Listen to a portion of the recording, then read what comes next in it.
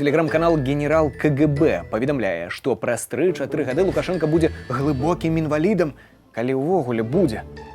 Пациенту превентивно поставлено несколько стентов в крупные сосуды. Атеросклеротические поражения свидетельствуют об обширном и системном характере течения болезни. В разной степени поражены сосуды головного мозга, сердца, главных артерий и кровеносной системы конечностей. Он находится под постоянным наблюдением личного кардиолога-реаниматолога, которая находится в его обслуживающей команде 24/7.